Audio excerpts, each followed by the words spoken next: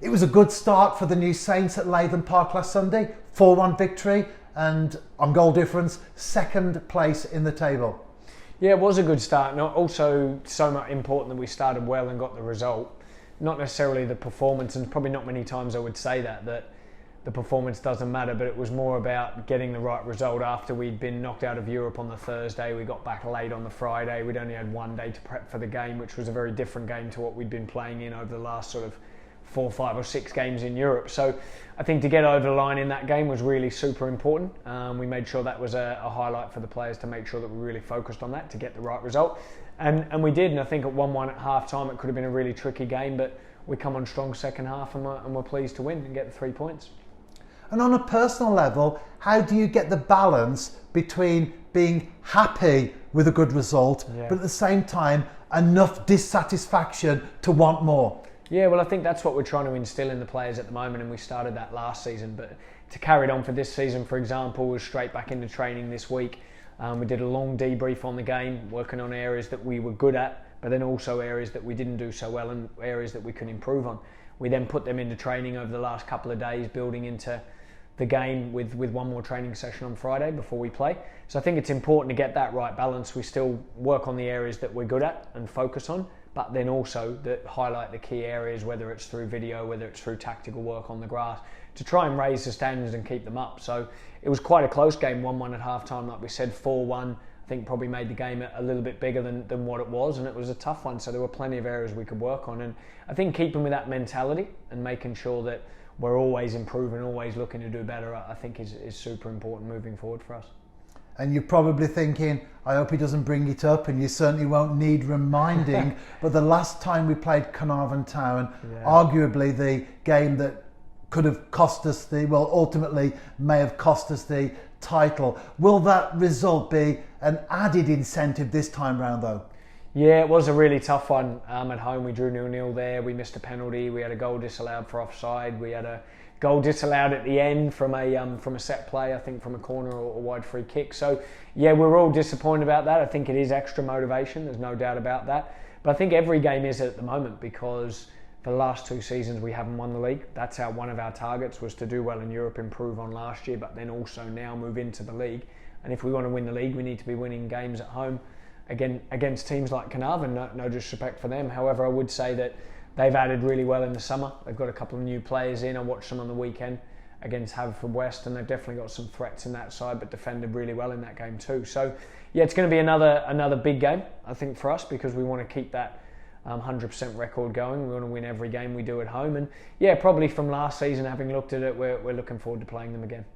And both sides have a 100% start to the campaign, albeit the very early days, of course. But as you look ahead to the game this Saturday at Park Hall, how much of your focus will be on Caernarfon and how much will be on TNS?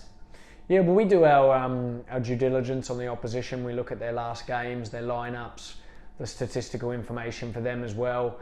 We'll obviously watch their game back again from the weekend, which we've already seen. But with only one game played in the season, sometimes that's difficult to do. But we always make sure that the players are aware of the opposition's strengths, their areas of weakness, and ways that we can exploit them. However, having said that, I think it's really important that you focus on yourselves as well. I think it'll be about what we do at home, whether we pass the ball well, create the chances that we need to, and defend well to stop any counter-attacks or set plays, etc. from their threats. So yeah, I think it's getting the balance right, maintaining that our philosophy's worked on and improved to get better, but then also showing the opposition the respect they deserve, which we feel like we do all the time, not just in Europe but in the league also. So a bit of both would be the answer to that question.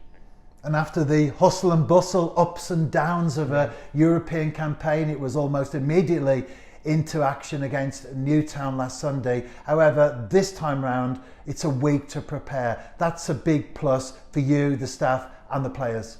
Yeah, I mean, I thought it was good actually. At first we weren't excited by the fact of coming straight back into the league on that Sunday, having played Thursday. There was a lot of travel. It was a very emotional sort of game, the way we ended up exiting the Europe and that sort of thing on penalties. However, I think in hindsight now, looking at it, it was probably the best thing that could have happened to us. We came back in Saturday, trained really well, boys were focused for Sunday, and we ended up getting the right result. And I think that hopefully now that can kickstart us ahead in the league program. It has been good to have a full week's worth of work, mainly to be getting bodies back and players back.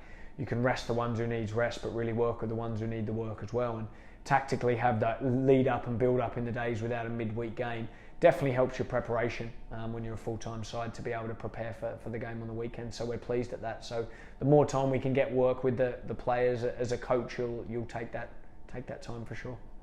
There were some good individual performances and a team performance which you yourself described as professional at Latham Park last Sunday. Are you likely to stick with a winning side, or will there be a few tweaks as we look ahead to this coming Saturday?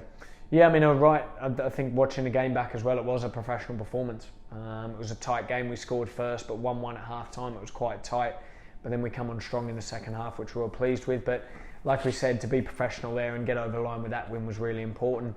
There were some good individual performances. Noted that Lewis Bradford come in, made his debut for TNS. Thought he did really well in there.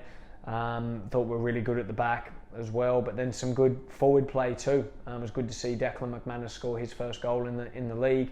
Thought Jordan was a threat. Jordan Williams scored one, set one up, probably could have had another one as well. So I thought we looked quite lively all over the pitch, and there were some good individuals. I mean, there's been a few people who have been unlucky to miss out. Luis Robles found himself out the team, having done well in Europe. Same with Leo Smith. Do you know what I mean? So there's competition for place at the moment. There really is, and managers will say that that's something that they want, and you certainly do. It causes you a headache come Saturday to try and pick the team, but that's good and it's healthy. So yeah, we're pleased with that, and there could be changes for this weekend, but then also the team looked quite settled on the weekend as well. So we'll look to get the balance with that.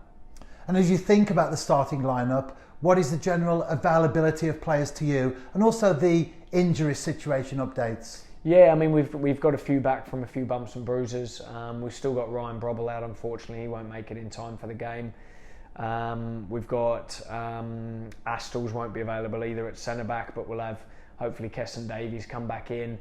And we've got a couple more available, which is good. So there's a few competition for places there, but with the week of not having the games, it's allowed us to be able to get a few back. So that's a positive and good news for us.